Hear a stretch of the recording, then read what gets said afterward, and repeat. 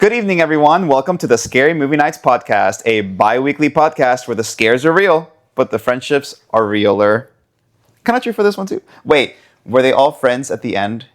Is the real shark the friends we made along the way? Yeah. And it is called Amity Island, which Amity, as you know, means friendship. Yes, of course. Okay, yeah. Today, we will be discussing, in case you haven't guessed it, Jaws, released in 1975.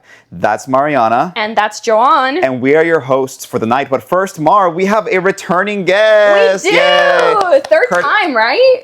I think so, yeah. Third time's the charm, Curtis. Yay. Curtis, how are you? I'm great. How are y'all? Good. I'm good, yes. So let me ask you guys, what had you swimming at the beach this week? This week I was swimming at the beach for friendship. For friendship. Friendship and community. Also had a job interview on Friday. Period. Nice. Went well, hopefully. About to be an employed queen. Hopefully. We can only hope. Let's go. Joan, what about you? So actually, I'm going to give you something from literally this morning. Okay, slay. So Charlie, who has been on the podcast before, he has been recommending that I play Claire Obscure Expedition 33.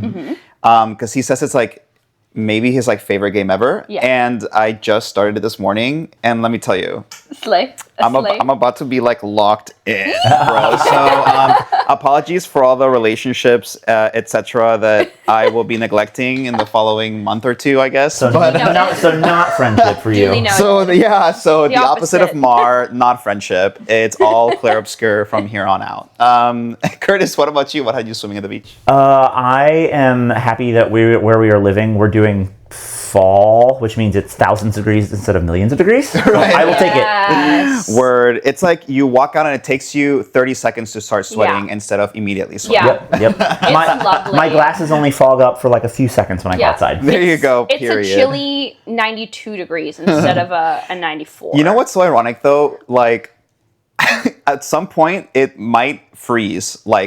Everything might freeze. So it's just so crazy that we go through like such extremes of It has for the past couple of years. There's been freezes. It's been chilly. I pull out my ski gear, my parka.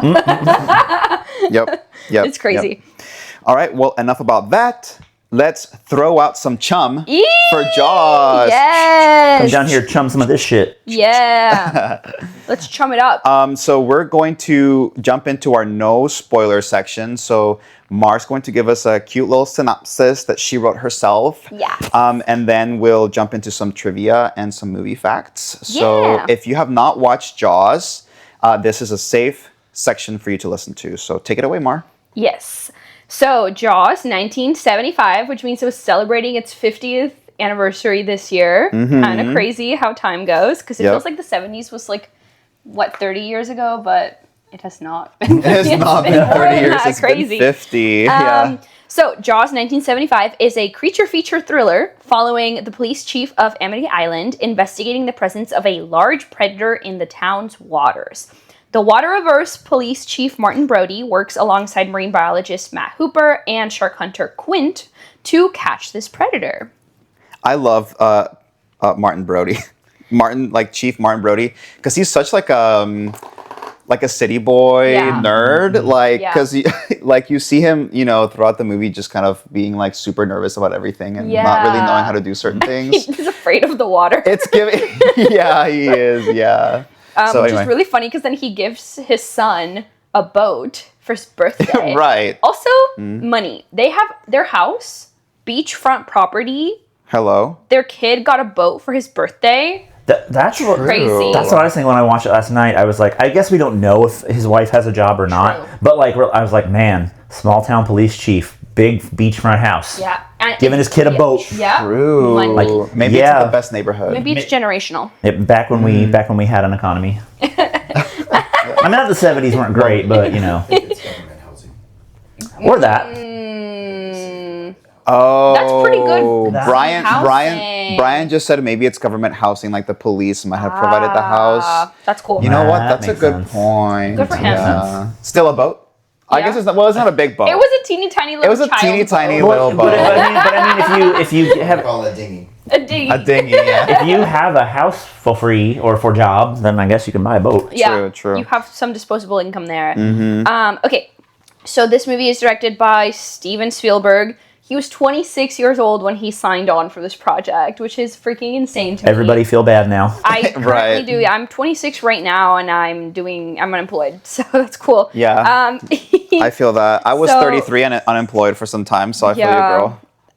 He actually at one point, so they like wanted him to do the movie, and he actually tried to leave because he didn't want to be like, you know how actors get like typecast? Mm-hmm. He didn't want to be like type directed for doing these like shark films, or I think he had just done like a truck movie or something to do with trucks. But he signed a contract, so they were like, you gotta stay. So do we know what movie that was that he did first? Duel, I think. Duel? I've never seen it, but I know it's it's like Jaws, but it's a truck that chases after a dude. Oh, yeah, that definitely would have type directed him. Yeah. So yeah, he had just finished doing that. So yeah, he stayed on to direct. Now, the screenplay, like the crazy thing about this movie is that it's based on a novel, and they actually like the producers read the novel before it was released, and they purchased the film rights before the novel was released. Oh my God. Is insane. That happens a lot though, because remember like for The Exorcist, they bought the rights for that movie like either the year it was released or the year after the book was. I mean, it was like and then with instantly. The Ring as well. I think like the book The Ring released the same year that the movie came out. So I wonder if publishers will contact somebody and be like, "Bro, you have got to buy the rights for this movie, like just in case it goes anywhere or whatever." I'm fairly sure one of these producers had like some contact. Like I think his wife worked for a magazine or something, and they had reviewed the book early, like maybe before it was published, but they were able to get a hold of this and they read it and they like loved it. And they also later quoted, they were saying like, if we had read the book twice, we probably wouldn't have made this movie because it was pretty complex to film. Yes. A lot of these things, although they did change a lot about the book, a couple big things, and I can talk about those more later because they are kind of... Yeah. Have either of you read it? No. Have you? It's kind of funny to talk about a movie where like people get killed by sharks. I think we can put that in the non-spoiler section. It's way darker and more depressing than the movie. Whoa. Because it was pretty depressing in the movie. Yeah. I guess the book doesn't come with John Williams, so. Yeah. Well, so we went to watch the 50th anniversary re-release in theaters, and Steven Spielberg did a little like blurb before the movie talking about how this movie was so difficult to film. Yeah. And he actually said that he thought that he'd never get another Hollywood film again after this because of so many production woes. He went over 100 days over their scheduled he was like, insane. They're never going to hire me to do any, and then of course it was a big hit. It was a huge hit, thankfully. But it was supposed to be 55 days of shooting. It ended up being like 159 or something crazy. Like they went way over. I love that they named the like animatronic shark Bruce. They named it after his lawyer. I was wondering if it was like queer coded or something. Bruce the shark, the lawyer shark. Yeah, I definitely have some of that stuff in here. So the novel was written by Peter Benchley, and he was the co-screenplay writer. So he wrote the novel, and he was promised... I think I was feeling kind of like fun yesterday when I was writing this up, because I wrote,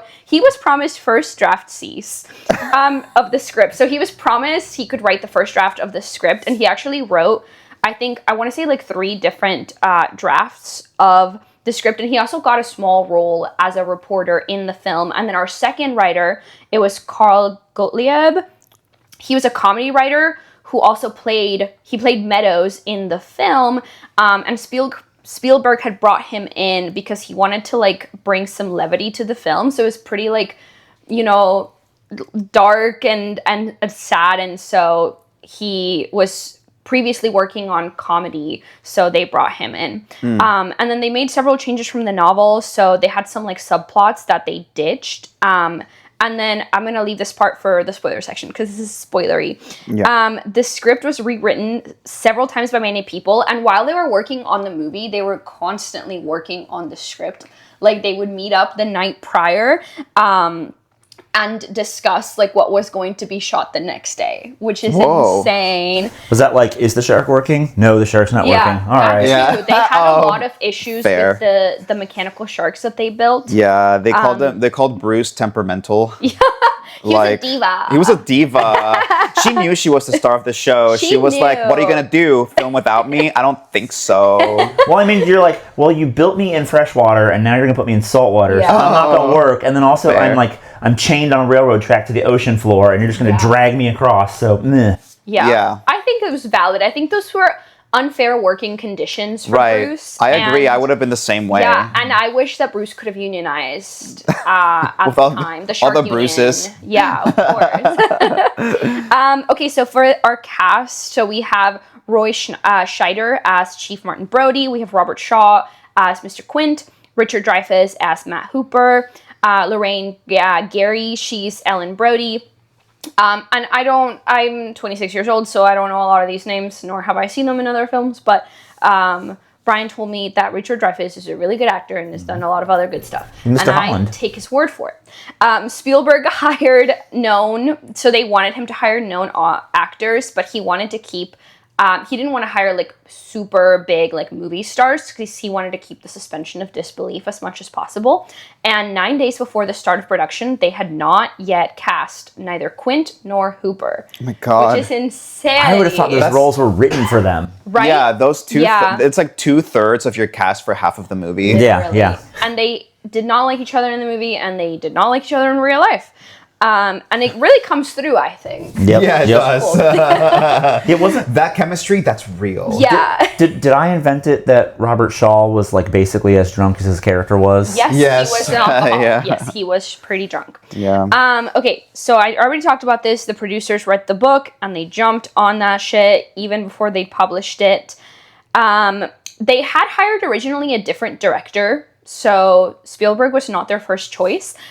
So they hired a different director, but he kept describing the shark as a whale, and apparently producers got annoyed and tired of that, so they ditched him and hired Spielberg.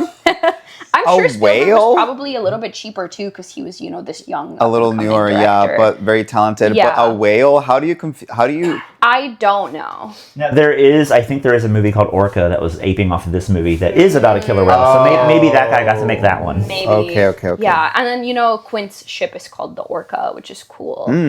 Okay, principal photography. So they shot in a place called Martha's Vineyard in Massachusetts.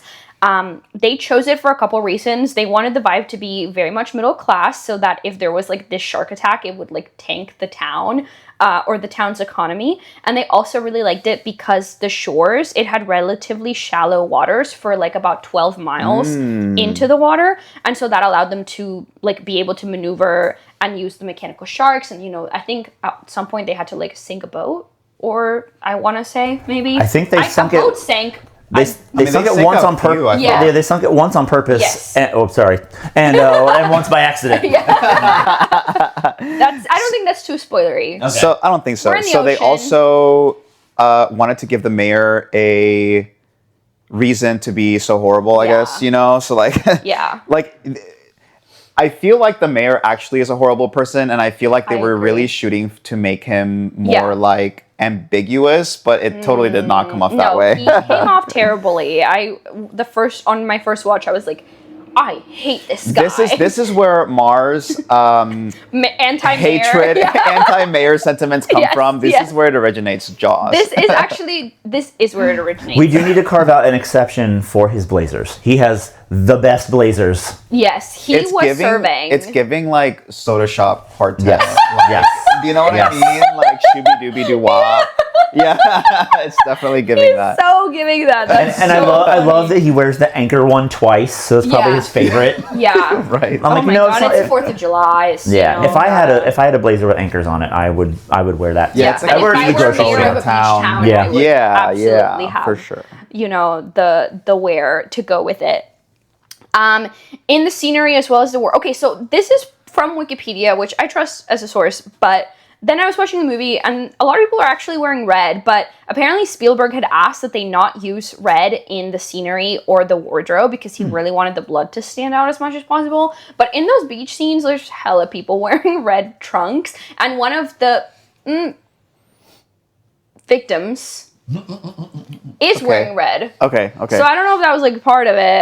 Is that a spoiler? No. Cut it out if it There needs are to. victims. There are are victims. victims. It's fine, a movie about shark attacks. And when that particular victim shows up, you're like, oh, you're gone. you're you're a goner. immediately. Oh dang.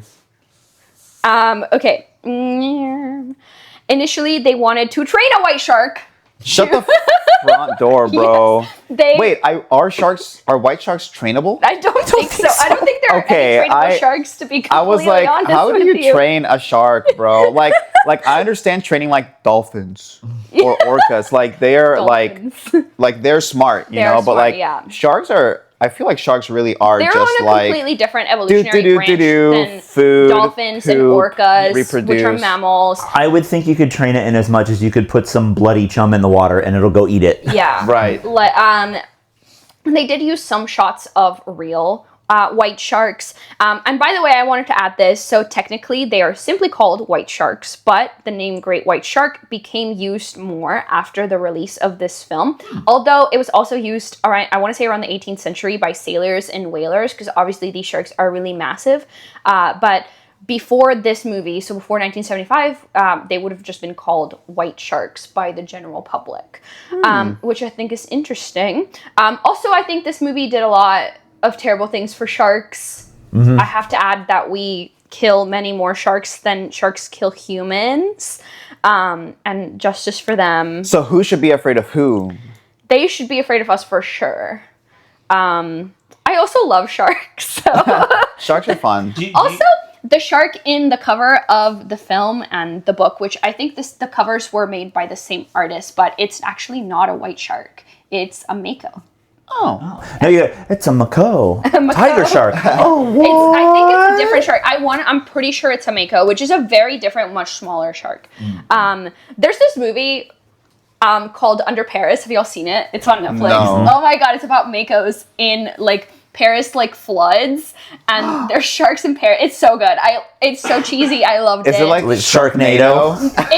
I would say it's a little bit more grounded than Sharknado. Okay. But I really need to watch Sharknado still. I haven't watched it. I also haven't seen Sharknado. Bro, movie night. I've seen the first 2. I think there's like 12. Yeah, there's so many. Okay. This is straight from Wikipedia. I was going to paraphrase this, and then I was like, I don't think I can. So they used 3 full-size pneumatically powered prop sharks, which the film crew nicknamed Bruce, after Spielberg's lawyer, Bruce Raymer. So these were all made for production. They had a sea sled shark, which was a full-body prop with its belly missing, and it was towed with a 300-foot line, and 2 platform sharks, one that moved from camera left to right, with its hidden left side exposing all the hoses and all the machinery, and then they had an opposite model with the right flank uncovered. In July, so after they started filming, the platform that was used to tow the 2 side view sharks, it actually capsized, and as it was being lowered into the ocean floor, and so they had to go and retrieve it, which is really funny. The model required 14 operators to control all of the moving parts. Wow. And then as far as one of the boats, it's Quint's boat, the Orca, they had constructed 2 identical 42-foot models for the film, and the second boat, dubbed Orca 2, had no motor, and it was designed to sink on command. So they did have one to sink on purpose, but they also sank one not on purpose, which I'm sure cost them so much money. I also read that's crazy. During the filming, they would have like 12-hour shoots, but they would mostly have like 4 hours of usable footage from the shoots, just from like boats passing by and stuff like that. And things just not working the way that they were supposed to be working. Which because is salt kind of water, crazy. I guess, maybe? Yeah, okay. Partially. I think I might have some more stuff in my miscellaneous details. I had so much stuff that this movie, I mean, it's pretty iconic and there's a lot of stuff online, and I tried to pare it down as much as I could. I'm sure I'm going to miss stuff. I'm hoping Curtis will have my back, though. So don't Curtis at her. Don't at me. At Curtis. Okay. Wait. All I did was get up in the morning. Redirect your rage. I think they... if anyone's seen 20,000 Leagues Under the Sea, they got the same special effects person that made the squid. They're like, we're going to hire that guy, and that's who did the shark. That makes sense. I would want to hire that guy, too. And then I've also read that initially Spielberg planned to show the shark way more. Yes. And because it was never working, he had to come up with ways to like imply that it was there, but ended up making the movie scarier because you know. The suspense. Now I don't know if like the trope of you don't really see the monster till the end like started in this movie, or if it just happened to follow it. So but he referenced Hitchcock, and in that this became a lot more of a thriller, and it was like show less, and it was because the shark wasn't working a lot of the time. This was also one of the first, I want to say the first major motion picture, per Wikipedia, the first major motion picture to be filmed on the ocean. It went way over budget by about $4 million. Oh. So they went over budget and they went over the time allotted. Yes. No wonder he was sweating it. I bet he was like, well, that's it for my filmmaking career. Like, it's back to short films and college projects. Yeah. It's time to become a barista. Yeah. It turned out shooting in the ocean, which was Spielberg's choice. So he could have shot like, in a studio, like in a big giant pool, but he chose to film on the ocean. It was a lot more difficult, it was expensive, and it was really time intensive, and so people were working late and they were all sunburnt and windswept, and that is a direct quote. See, but that's their fault though. They could have worn sunscreen. That's so I don't true. really know. But they would, they're out there for 12 hours a day. They would have to be reapplying every 2 hours. I'm sure these people were super and they would have like makeup or on you too. get sunscreen. That's true. Also, it was the 70s. Oh, you mean the actors? Yeah, that would have been kind of hard. I think. No, not the shark. The shark didn't have to. I was thinking of the crew, like the camera crew and the yeah. Yeah, and then Curtis is totally right. The issues that they had with the sharks and the delays, it led to a bunch of different choices being made. So initially, like, Spielberg wanted to show the shark a lot more, but instead we would see like fins only, or we would see like, the yellow barrels that, are attached to the shark. And it's all this like added suspense that I think makes the film better. And he said, Spielberg said it was a godsend. I think it made the scene, the movie, the film, what it is. Shooting at sea led to delays. Unwanted sailboats drifted into frame. Cameras got soaked. The Orca once began to sink with the actors on board. The prop sharks frequently malfunctioned, owing to a series of problems including bad weather, pneumatic hoses taking on salt water, frames fracturing due to water resistance, corroding skin, and electrolysis, which I should know what that is because I taught science, but I'm not sure. Spielberg later calculated, it was these 12-hour days, but they would, on average, only spend 4 hours filming. Gottlieb, he was one of the writers. He was nearly decapitated by the boat's propellers. And Dreyfuss was almost imprisoned in a steel cage. And the actors were frequently seasick. So I'm sure this was a blast to This film. sounds so dangerous. This tracks for like old horror movies. Like I feel like every time we talk about like a classic horror film, we're like, the shooting was horrible. The actors were hurt. Pre-OSHA. Yeah, for real. Pre-Actors Guild or something. Exactly. I don't know. They do have some footage of real white sharks, and the footage was shot by Ron and Valerie Taylor in the waters off Dangerous Reef in South Australia, because of course. There's a short actor in a miniature shark cage to create the illusion that the shark was way bigger. And during the Taylor shoot, a great white attacked the boat and cage, and the footage of the attack was so stunning that Spielberg had to incorporate it into the film.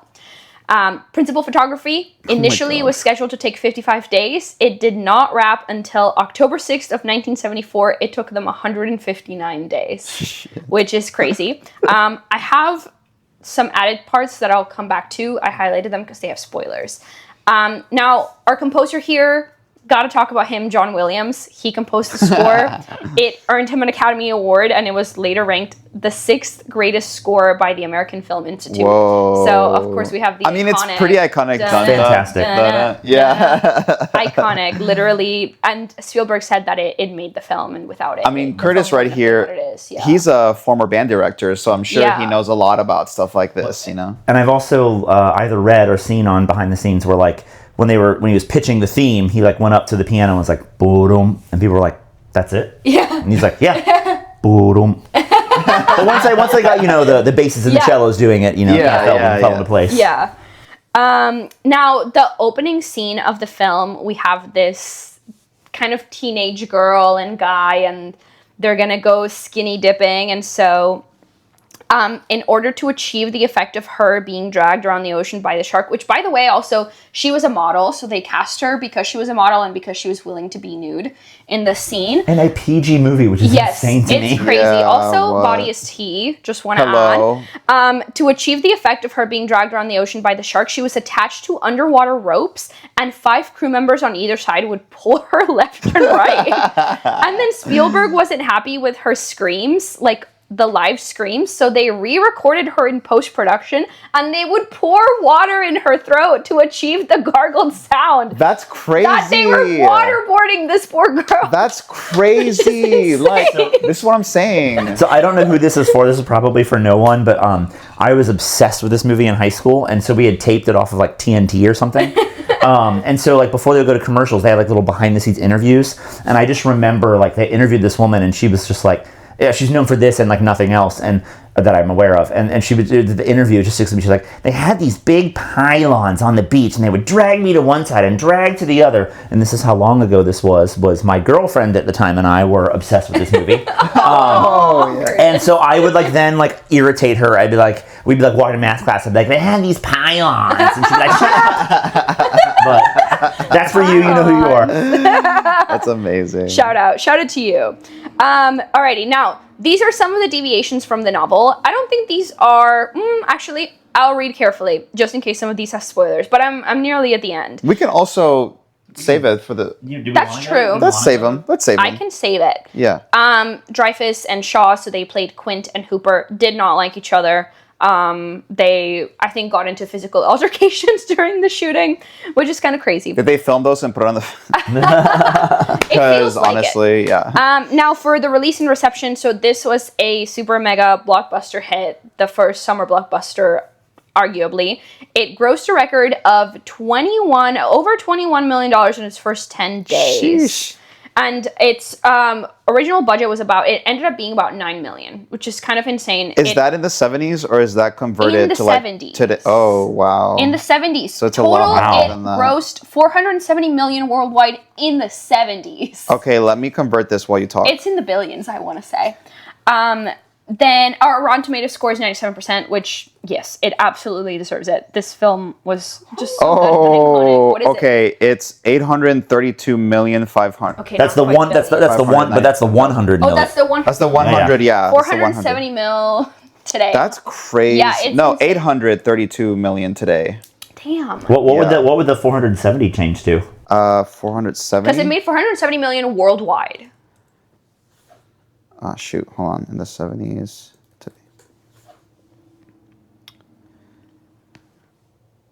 Oh my God, what is this number? How many? Oh my God.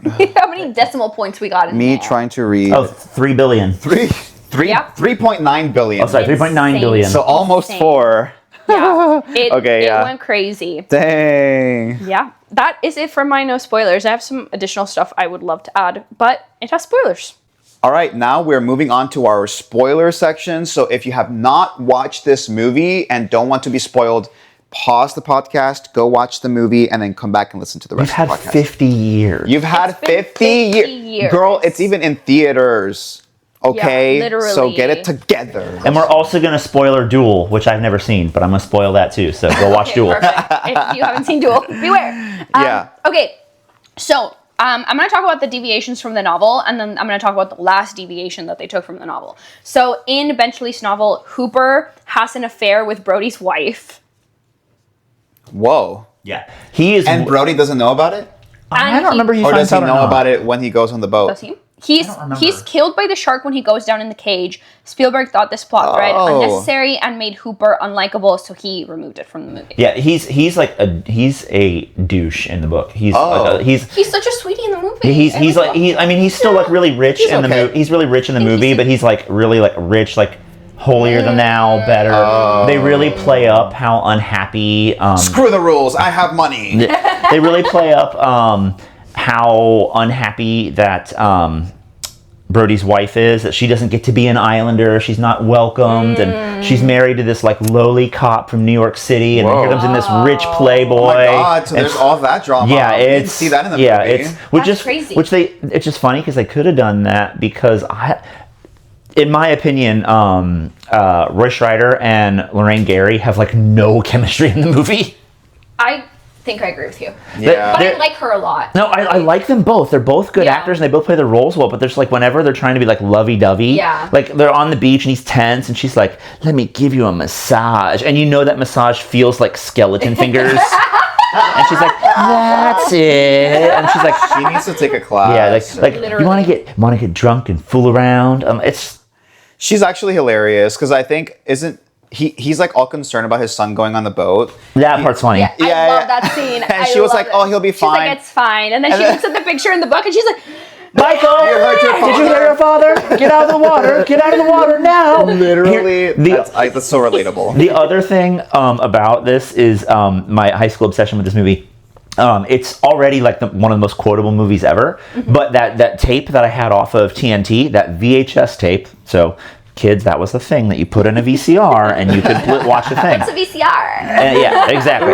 What I did was I figured out that I could take the audio out on my VCR and put the audio into our family's tape deck from our stereo. Whoa. And then I recorded the whole movie on a cassette tape that I would then take to school and listen to with my Walkman. Oh my god! Chris, Oh my that's great. God. And my girlfriend and I would share headphones and listen to it. So I can quote, that's how I can quote the movie. That's how I can quote like the actor, something like, "They had these pilots," because I was on a freaking loop. This is how much crazy. you loved this movie. I had the soundtrack on CD. Oh my god, I love that so much. Yep. I love that. That's so a true Jaws lover. Curtis, can you name 3 songs from the soundtrack? Well, it's all classical music. So. I'm just joking. Can you even name 3 songs? Oh, are you a fan? Name all the songs. Yes. Well, Jaws theme reprise, and main credits. That's True great. fan, everybody. Yeah, true I fan. don't even know if that's correct, but whatever, we'll roll with it. I feel like it is. I believe you. I buy it. Yeah, you said it with confidence, so Correct. it must be true. You rolled a nat 20 on your persuasion Yeah. check or deception check. The other thing that's funny is it was on TV when I was like 5 or something, and my dad was watching it, and he was like, "All right, well, I'll let you sit, and I'll let you watch it." And I got as far as like the first girl getting killed when she goes swimming, and I burst into tears. So like literally 2 minutes. Yeah, I was like, like the very she beginning. kept saying it hurts. She kept saying it hurts. And my dad was like, "Oops," and you are out of the room. So then Hey, to be fair, it's rated G or whatever. PG. Or PG. Yeah, PG. it's rated PG, so like... I don't know how, even in the 70s, it's so bloody. Sheesh. It's pretty bloody. And also boobs. Big Yeah, and also, yes, there are boobs. Maybe that may be gay. Maybe when I was all the heterosexual. when I was 5, I was like, "She said it hurts, and also those are gross." So you all know that movie that you have that you saw like way too young. Yes. So boobs equals one. death. I'm sorry. Boobs equals gay. That's the most rational, logical explanation for that. Okay, some other deviations from the novel. So in the movie, the mayor wants the beaches to remain open purely for financial reasons because it's Amity Island's busiest period of the year. You know, it's 4th of July. But in the book, the mayor is influenced by outside forces like the mafia Whoa. to keep the beaches open. So that was definitely not in the movie. So the mayor's like in with the mafia in the Yes, book? they're like, he keeps talking about his benefactors or something. Oh. Okay, that makes more sense. That does. If it was like your life or keep the beaches open. Yeah. Yeah. That would make me like the mayor a little more. That makes more sense. Maybe I wouldn't be so turned off mayor. Maybe don't get in with the mafia, just That's saying. true. That too. Imagine you're okay. Oh, okay, fair. What? Brian says he may not have had a choice. That's true. Yeah. Imagine you're single and you're like making out with a guy and then he reveals to you that he is a mayor. Would that immediately. ruin it for you? Deal breaker. I'm done. Okay, got it. Yeah. Immediate deal breaker. Well, but I mean, like, you know, someone had to keep him in those blazers. So That's true. True. That's how he he's gets a blazer Ketmara. money. Yeah. Yeah. Where'd you get your blazer money from? The mafia? Actually. that's a nice Blazer anchor print money. blazer you got there with some wide lapels. It'd be a shame if anything happened to it. Oh no. That's why he did it for the For blazers. the blazers. Okay. The death of the shark. So this is another deviation from the book. In the movie, Brody shoots the gas canister in the shark's mouth, causing it to explode. But this is different in the book. The original ending has the shark simply die from exhaustion, succumbing to its many wounds. And Spielberg thought that was like not very cinematic. He's right. So Yes. he wanted a more exciting, explosive, if you will, ending. Now, Spielberg himself was not present for the shooting of that final scene where the shark explodes. He believed that the crew were planning to throw him in the water when the scene was done, so he dipped. And it has since become tradition for Spielberg to be absent when the final scene of one of his films is being shot. Can I make it a tradition? Cool. Can I make it a tradition to like miss like a really important day of work? Yeah. Like, it's just tradition. Can I miss the last day of school? Yeah, exactly. Sorry. Actually, I worked with somebody back when I was in elementary school, working in elementary school. One of our admins used to take a trip during the STAR test because she would get way too stressed out about it. Oh my God. And actually, I think it was like someone from the district was like, you get way too stressed out about it. Please just go take a vacation. It will be fine, like the test. Yeah, like her blood pressure would rise. Oh, wow. Yeah. Oh, whoa. So I don't know if that was violating anyone's HIPAA, but I felt like it was very on names, on so point. It's okay. That's fair. I think it's fine. Anyway, that's kind of crazy that he was like, I don't want to get wet. Yeah, he's so it's like you're gonna ruin my hair, so I'm not going to go. Okay, I have one last thing here. Now, there is a scene, so it's whenever Hooper goes below the water, it's like him and Brody are on a boat, and he's like scuba diving in the water, and he comes across fisherman Ben Gardner's head. It's one of the most famous jump scares from the movie. It wasn't originally in the script. So Spielberg, he had the idea when he saw the movie play to test audiences in theaters. And he was like, I think I can get one more scare in there. So he approached Universal, who, due to the film running way over budget and way over schedule, they were like, we're not paying for that. So Spielberg paid for it out of his own pocket, so $3,000 out of his own pocket to shoot the scene. It was filmed at editor Verna Fields' home in her outdoor pool, and in order to make the pool water appear more realistic, they poured a vat of milk. How much milk is a vat of milk? I would like to know. Is that in metric to make or it look murky imperial? and ocean-like? Also, what did it smell like? And also, like, how did she get her pool back to normal after? Right. Literally. Like, no, thank you. And also, who thinks, how can I make this more ocean-like? Milk. What I do like, though, I don't know that this is on purpose, but I'm just going to pretend it is, because it's a scary scene, and Richard Dreyfuss gets the pee scared out of him, and, like, the way they light the water, like, they turn on these underwater floodlights on his boat, and it makes the water yellow. And I always like that he comes up from being scared by the head, and, like, the water's all yellow, and I'm like, oh, he scared the pee out of him. Honestly, I also I'm going to choose to believe that it's true. But I feel like they also, I think someone mentions at some point where, like, they haven't had water in a while. I think aren't they like running out of certain things? Oh, no. It's when That's like later. No, yeah, it's when he goes in the cage. Yeah. To where he's like, I don't have any more spit. I ain't got no spit. Yeah. And I'm like, dang, they're thirsty. Yeah. Well, because it's because you're supposed to spit in your goggles to make them keep them from. Why does that work, by the way? I have no idea. But anyway, but you're supposed to spit in your goggles, and it makes it not fog up. But the idea is like he's so scared that he's like dry mouth. Like he's so scared. He's like I ain't got no spit. He's so scared. I took that as in valid. they were running out of supplies. Because you definitely get the sense towards the end of the movie that like it's now become Quint's like obsession to like catch this shark, and he's ignoring it. He even destroys the radio like at one point. So it's definitely giving like, I'm gonna get this shark even if it costs me my life, and it ultimately does. Actually. Oh, and he has that crazy monologue. Yes. Which was not in the book. It was like... Oh, really? They wrote it for the movie. Well, they wrote it for the movie, but that is a true story. Really? The U.S. Indianapolis absolutely happened. Like, they delivered the bomb, they got sunk, and no distress signal, and they just all waited till someone found them, and like a bunch of them got eaten by sharks. Oh my God. 100% true story. Horrible and... Oh my God. Jesus. Well, that scene when he delivered... First of all, he delivered that monologue. Yeah. That was brilliant. Because I didn't really like the character that much, to be honest. I thought it was a little bit too like one-dimensional. I love it. I love it. But the monologue was awesome. And I do like that whole scene, actually, when they're like comparing scars, and he like puts one leg up and like... Yeah. And you drink to your legs? I drink to our legs. All right, so we drink to our legs. Like I said, on the headphones the whole time. It was just like... Curtis is in math class. It was like bro bonding, right, to like a really cute level, and I feel like it gave the characters a little more like dimension. Like that's when they like each other. Yeah. When they're wasted. But then also I love the part where like there's comparing scars, and like Roy Scheider like pulls up a shirt and it's like an appendix scar and just puts a shirt back down.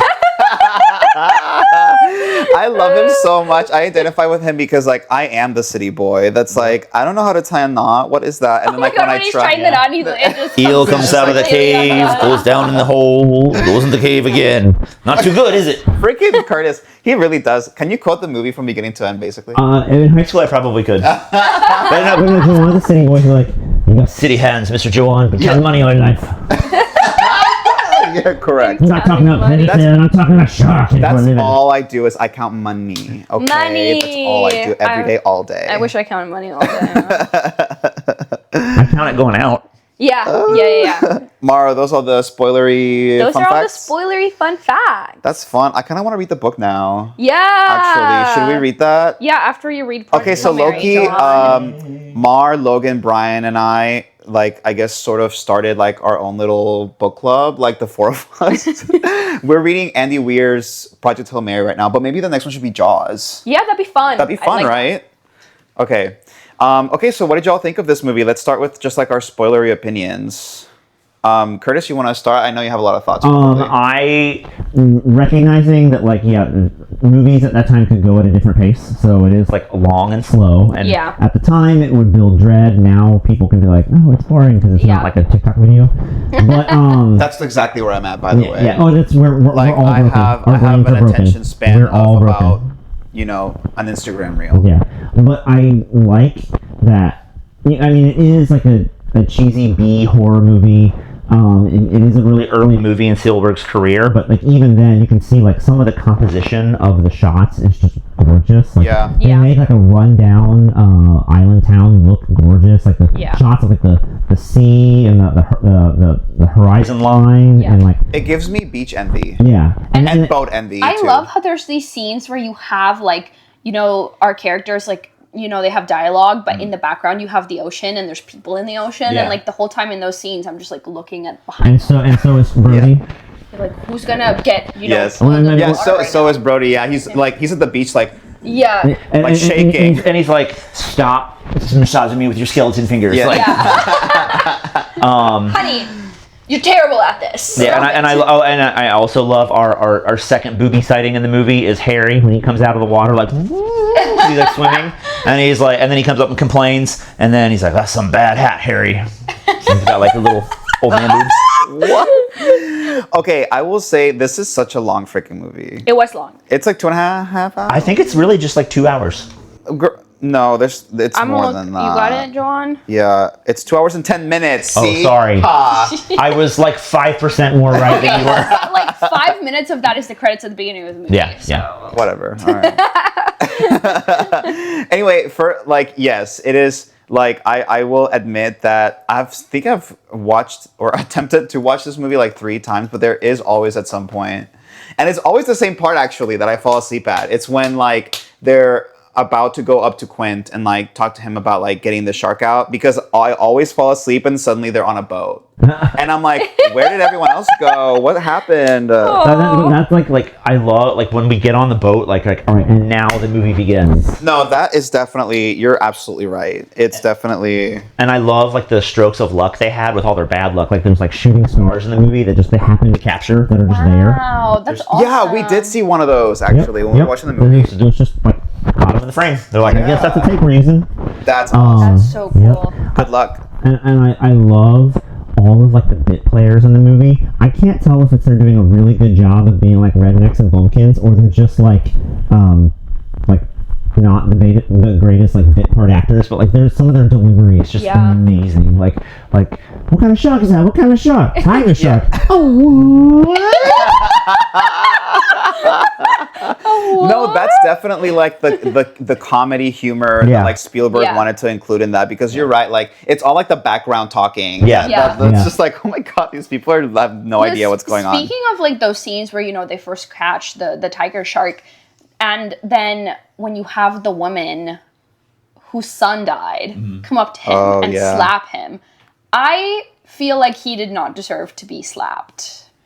I mean, the anger was going to go somewhere. That's true. I think the mayor did a really good job at hiding his own culpability. Yeah, the mayor just like threw him out. Yeah. Threw him under the bus a little bit. And it worked really well, I think, because Brody was ready to accept the blame. Yeah. Like, he felt so guilty about that. which is ultimately what led him to like go on the boat and like which chase is down the crazy because shark. that's like so not his job. What do y'all think about the shark? Let's talk about the shark. Like, Your Honor, she's innocent. Period. Oh, That's I thought you what meant special wrote. effects. Yeah, No. yeah. Like the shark as a character. I wrote the shark is a good boy. He's just a get off my lawn old man. Like, do you all remember? This is so long ago. He's This just hungry. This is so long ago. It might have been in the Vine days. Remember, like the one Vine video? She's like, "You go in the ocean. That's the shark's house." No, I don't remember that, but That that is. tracks. Yep. Yeah. Like those, the pig and the chicken. They come into my house. You go on the plate. You go in the ocean. You're gonna get ate. Go find it. It's good. It's so true because like the shark was just like living his best life and like that's the thing about like going camping, going swimming in the ocean, like on a boat, whatever. You're like entering into these you're animals' encroaching habitats. You know what I mean? Like we kill bears when they go into our habitat and stuff like that. Yeah, we right? do. And like I we tag actually them I and was kill reading them. about it because they will often. So I'm reading this like I thought I should read some nonfiction because I was like, I don't know, maybe like feed the brain or something.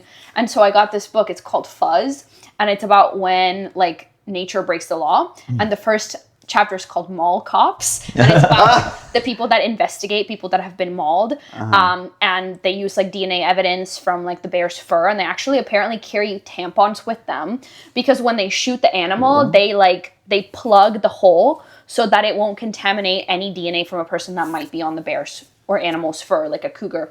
They tend to be the animals that most attack humans. Wolves are less likely to do it. Sorry, I just have Wait, explain that to me again. I don't understand. So they shoot the bear. They shoot the bear. They plug the shot hole with a tampon so that the bear's blood won't get on its fur in case there's human blood on the bear. Because then they have to do DNA testing to make sure that that is the bear that killed the human. And if it's not, they have to go find the real bear. So often they'll kill animals that are innocent, like the tiger shark in the movie, which I have in my notes later. Justice for the tiger shark, who was totally innocent. All he did was eat a license plate. The mayor is guilty. Literally. I also like that now we have our bear hunting overlapping with our active shooter training from when we were teachers. While you still are teachers. Oh my god, yeah.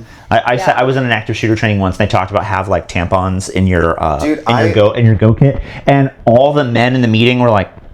And all the women were like, and we were, and all the men were like, what? And the trainer was like, 4 gunshot wounds, and all of them were like, and he goes, think about the function of the device. Yes. Like, oh. Yes. Plug a hole, absorb blood. Yeah. That's crazy. I really loved the shark. I think he was cool. I'm gonna talk about him more in like my spooky section, but like I think I would argue it's a her. Okay. Female great whites tend to be larger. Okay. Than males, Period. Yeah. probably. She would know to use a tampon to plug the balloon. Okay, so the shark is a good girl. She's just a get off my lawn she's old just woman. she's just girl bossing. She's just girl bossing it. Yeah, that's her territory. The fuck. Gaslight, gatekeep, girl boss. Girl boss. Yep. Oh my god, that should be a tagline for the shark. Wait, we need to make that sticker, actually. We need to make that sticker or shirt. I stole that from some other podcast, so... no, girl keep... Is that a thing? It's a meme, yeah. Gatekeep, gaslight, girl boss, yeah. I love that. Yeah, justice for the shark for sure. The fact that she could destroy that cage Crazy. was insane. I love how he was like, I think it's fine, right? Like, what other option do we have? And... he literally almost gets eaten by the freaking shark. But that I feel like that's like a very climactic point because at that point shit starts to like really hit the fan. You know what I mean? Yeah. You go in the cage goes in the water. You go in the water, shark's in the water. I love that reasoning. Wait, that's giving Project Hail Mary writing. No, he literally says it. No, one of my biggest complaints about Andy Weir's writing in Project Hail Mary, granted I'm only like 2 chapters in, but he uses like the shortest sentences ever, and I'm like, can we please use a comma or something? Or like we need a fanboy in there. Come on, Andy. No, Andy but I'll Weir, I love How your we writing. know Joan is a teacher. I love Project Hail Mary. Ooh, It's I'm all gonna good. read it. I'm gonna read it, It's all Andy. good, Andy. I promise. It's all good. Okay. Do you guys want to do the good, the bad, the spooky? I'm so ready. All right, Mar, what's your good? Okay, my good. The dolly zoom. at the beach. Yes. The dolly zoom. So it's, where the chief is at the beach and there's a shark attack, and it's the classic zoom technique where you like zoom in while you move that backwards. What it's called? It's called a dolly zoom. The dolly I looked it up. Okay. Yes, it was actually initially used and I think invented by Hitchcock's cinematographer for Vertigo, but now it has more notoriety from this specific movie. But it's also like, if you've seen Severance lately, they use the dolly zoom. It's in a lot of movies now. Love it. Super cool. I love a dolly zoom. There's a dolly zoom in the first Conjuring movie. Yes, that's what we. Yeah. That's. I couldn't remember what it was. I couldn't remember what it was called either, but we did talk about it, and that's one of the techniques I loved so much. Okay, I love the chief's house. Gorgeous beachfront view. I love the mom / his wife not wanting the little boy out of the boat, but then seeing the picture of the shark attacking the boat and then being like, Michael, get out of there. That was great. Also, I love the little brother who's just like sitting at the beach, like, do you know the muffin man? Michael, get out of the water! So cutie. Oh my god. Also the score, amazing, iconic, revolutionary. And then I love Hooper. I think I liked him a lot in the movie. Yeah. I thought he was like a cutie with his little glasses, and he's just a shark nerd. I did too. I thought he was very nerdy and like adorable in that sense. I never got like too uppity like vibes from him. No, he's very not in the movie. He was like, you rich? Yep. And like that's about it. Yeah, he's like, I guess. Anyway, he's like, sharks. the family is. I do like when he brings the wine over and Brody like pours it into like his 16-ounce milk glass. Yes. Yeah. And he's like, you want to let that breathe? It. Never mind. Yeah. Brody's like, you're lucky I'm using a glass, bro. Yeah, for real. I also thought he was very like courteous when he's like, I didn't know what you were making, so I brought red and white wine. Yeah. I'm sure he ended up drinking both bottles. What's your good, Curtis? There's so much. I mean, obviously the soundtrack.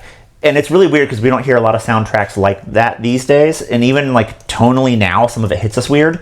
Like at the end when the shark explodes and it's like cascading in like a waterfall of blood down, and the piano is like, and it's like, but I love that. I love the characters, even when they're ridiculous, even when like the bit players are like, their line deliveries are hilarious. Yeah. I'm here for it. I've seen it too many times, so I don't get the jump scares anymore, but it does have some really good, solid jump scares in it, which they feel earned. They're not cheap. Yes, I agree. I agree too. And there's only, for the 70s, there's only like a few shots where you're like, that's a robot shark. like there's a lot of shots He did where a pretty good job, yeah. Like the shot where the shark jumps out of the water onto the boat, which white sharks can actually do. I don't know how much they land on boats, but they can like jump out of the water. They catch air. Yeah, but like it was the 70s. Like they were like, there's only so much we're gonna get Bruce to like flop on the shark or on the boat rather. Bro, that by the end, that shark had a vendetta against those three. Oh yeah. Wait till Jaws 4 when he follows them. The other shark follows them all the way down to the south. Oh my god. Oh wow. Spoilers for Jaws 4. The shark kills Brody, or kills one of the sons at the beginning, and Lorraine Gary came back, and she's like, I'm out of here, and she like moves to like somewhere in the Caribbean. Is it the same people dealing with sharks? Yeah, so Jaws 2 is all the same characters. Okay. Jaws 3D, that was like early 80s 3D craze. God. It's just the sons, and it's like there's like an underwater sea world that the sharks are attacking.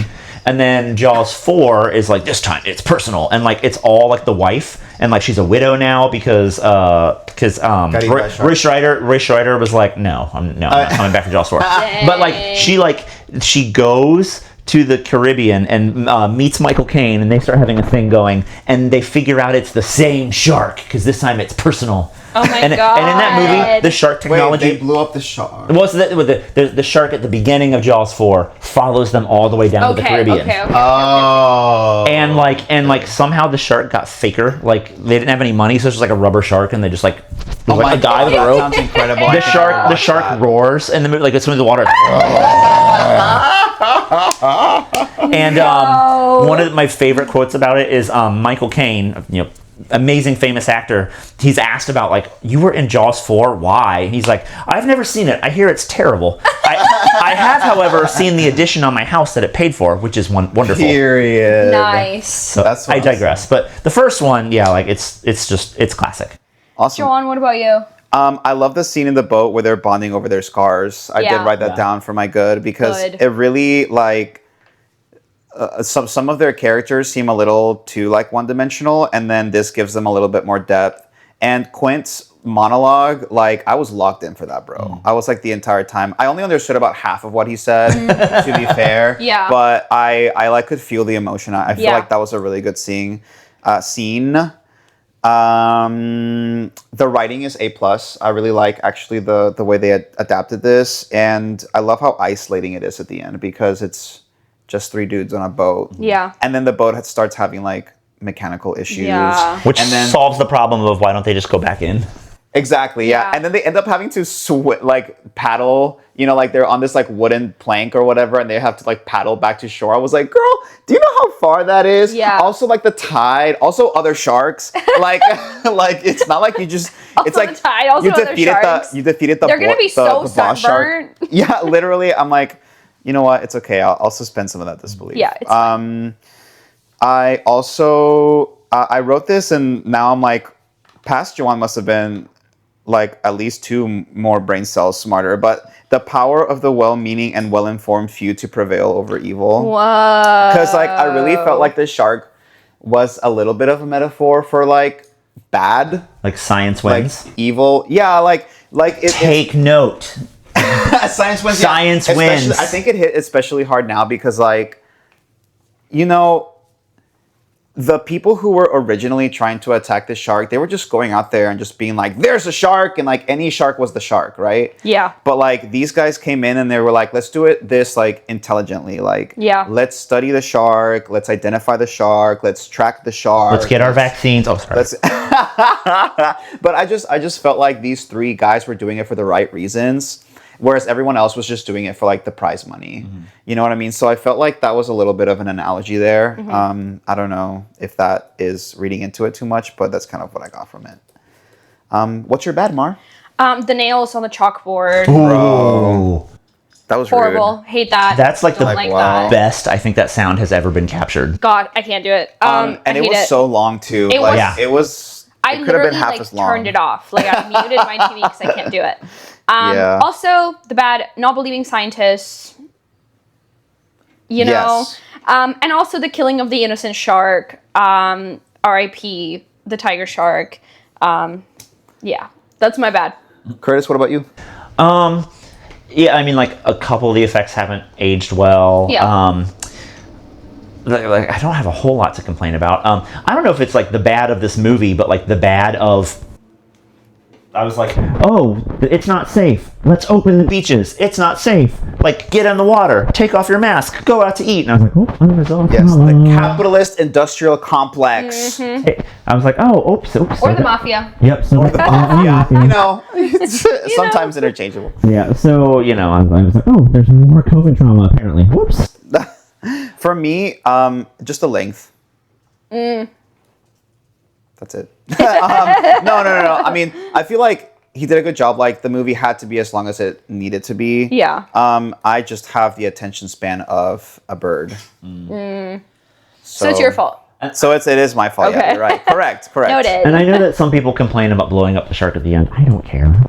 They're like that's not what happens when you shoot a scuba tank, which Mythbusters tested it. It's not what happens. Whoa, Mythbusters! Bro, Mythbusters mention. But it was cool. Yeah, like you earned it. It was pretty epic. It was earned. It was earned, yeah. Mar, what's your spooky? The ocean in general. What the hell is going on down there? What the fuck is up with that? Who knows? I don't want to know. Also, human encroachment into animal territory and then blaming the animals for being animals and killing them. What about you, Curtis? That's my spooky. The spooky is, just the thought that, like, 99% whenever you go swim in the ocean, you're going to be fine. But, like, there's just that, like, it's not your house. It's the shark's house. And it's also not even, like, the ocean scares me for, like, not even animal reasons. Like, currents can take you out. Yep. That's crazy. Like, Correct. it's terrifying in there. Even the best swimmers literally can't fight against the tide. Yeah. Ooh, that should go on a t-shirt too. That was deep, Joan. Put that shit on a motivational background, Yeah. bro. Yeah. Today's tomorrow's yesterday. Period. and then have a shark eating the person. Spooky. Yeah, the shark. Yeah. He was. She was just doing her best, but damn, like at some points, it really felt like the shark was trying to like be a metaphor for like evil or like like the devil or something like that, like just like a monster, you know? Yeah. But I think it also was like juxtaposed with like the mayor. Like, who's the real monster? Like, was it the shark who was eating people, or was it the mayor and the people who just wanted to make profits? Yeah. And, you know, although understandably, like, the town would go under and, like, people would go hungry or, like, move out or lose their houses or whatever if they closed, but, like, people are dying. Yeah. So who's the real monster here? Agreed. You know what I mean? The dismissal of science also claiming victims. To where they were like, no, this is the shark. And it's like, I understand you feel that way. However, scientifically, it could not be the shark. And then like more people die. Yeah. So it's like, we should like, I'm not saying science is like infallible in all ways. I think the very core of science is that it is fallible. Agreed. Like if you gather, it should be tested. It should be tested. If there is enough evidence to the contrary, then like, science allows for that and to change opinions, but you know, it's not necessarily how we operate as humans. So I think that's really what's spooky about the movie. Ultimately, humans are the scariest thing of them all. Correct. As per usual. Correct. Oh, I have one more bit of fun trivia that I forgot. Tell us. Okay, so I just go read IMDb, people. Like I'm not. The woman that plays Alex Kintner's mom, at some point apparently was like going out to eat, and she went to a restaurant, and then she went to a sandwich shop, and she noticed there was a sandwich called the Alex Kintner sandwich. Oh yeah. And she was like, "That's funny. I played Alex Kintner's mom in Jaws." And the waiter was like, "Wait a minute," and went and got like the owner of the restaurant from the back who had played Alex Kintner. Oh my god. So they came back out and they hadn't seen each other since the shoot. Oh my god, that's so cute. If that scene is traumatizing to you, just Alex Kintner is he owns a restaurant. He has a sandwich named after himself. Yeah, which try a sandwich. Yeah. So what would y'all rate this movie? Let's rate this movie by how big your boat is gonna need to be. And Mar, I'm gonna let you come up with whatever that's gonna look like. My boat is gonna be 45 feet long. Out of 50. 50? Okay. Out of 50. And I think the real boat was 42 feet long, if I recall correctly from earlier. Okay. So it's pretty close. So it only really needs to be 8 feet longer, optimally. Correct. Is what you're saying? Yeah. Okay. Cool. Optimally, it would need to be a 50-foot boat. You know, he did say you're going to need a bigger boat. Yeah, 8 feet so longer would be bigger. It could even be 42.1 feet. Yeah, technically. And I'm going to go with correct. 45 feet. That's how big my boat is. Curtis, what about you? My boat's an ocean liner. It's a Carnival cruise. It's Oh my god. Okay, so I'm gonna preface this by saying, please don't hate me because I know people love this movie, but I think the boat is as big as it needs to be. Okay. Like exactly. Perfect. 42 feet. Yeah, you know, like it's fine this way. It's not the size of the boat. It is what you get. Is what I'm trying to say. It's the motion in the ocean. I think Joan thought the boat was too long, right? Yeah, maybe a little. The boat to be a little shorter. Could be a little, more comfortable. Just more fast-paced. It's so. To be fair, like I don't really like monster. Like this felt like a kaiju movie. You know what I mean? Like a monster movie. Like I'm not a super big fan of them, and I think just being released in '75 and being Spielberg's second film, it doesn't have as much like impact as monster movies now. So I think me having just recently watched it for the first time, it was fine. Me too. But I also recently watched it for the first time like this year, and I loved it. I loved it. Yeah. I did like the characters though. Like the characters were really, really well acted. Yeah. I did love the shark. Like it is a good movie. Like if someone hasn't watched Jaws, I would definitely recommend that they watch it. But it's not like a comfort movie by any means. Like I wouldn't be like, I love Jaws, I want to watch it again. Like, you know what I mean? Like I've watched it a couple of times at home. I watched it in the theaters, which was a really nice experience. And I think I'm good with that. That's fine. Yeah. And that's valid. Also, there's no people of color in this film. Just want to put that out there. Fair, yes. But, you know, correct. it was the 70s. Yeah. Now let's see if Letterboxd agrees with our ratings. In this section, we read hilarious Letterboxd comments. So let's, Mara, you want to do this first one? Yeah, this is by Karsten, who gave it 4.5 stars. Glad sharks aren't real. Karsten. Okay, this one's by Matt Singer, who gave it 5 stars. The tragic story of a bunch of alcoholics who hunt down and murder a fish for the crime of being really hungry. Yep. Even though sharks aren't fish, but sorry. I just want to put that. But anyway, yes, I agree. Okay, so this is by James, parentheses, Shafrillis, who gave it 3.5 stars, said, reminds me of Shark Tale 2004. That's so good. That's so funny. Read the next one because I'm going to read the last one. Okay, this is Aaron Michael. If the Babadook is a gay icon, then so is Jaws. Big mouth, stunt queen, kills heterosexuals, just wants to be left alone to eat. Love that. I mean, yeah. She is a queen. And this next one is by Marmar B. Marmar B, who gave it 45 feet out of 50. Yeah. The mayor sucks. That was my review. That was Mars' review. Yeah, I saw it and I was like, I gotta clip that into it. I think I've only ever written reviews for a handful of movies. Yeah, and this is one of them. Yeah. And that about does it for today. Thanks for joining us. If you enjoyed the podcast, tell your friends about us, and don't forget to like, subscribe, comment, and rate us 5 stars in whatever app or podcast service you use to bring on the spooks. Please follow us on our socials by going to scarymovienights.com or looking us up on any platform. You can also message us through our socials or by sending an email to spooky@scarymovienights.com. Tell us what you thought about Jaws. How big would your boat have to be? I'm Joan. I'm Mariana. I'm Curtis. And thanks for joining us for another Scary Movie Night. See you in 2 weeks. Stay spooky. Woo!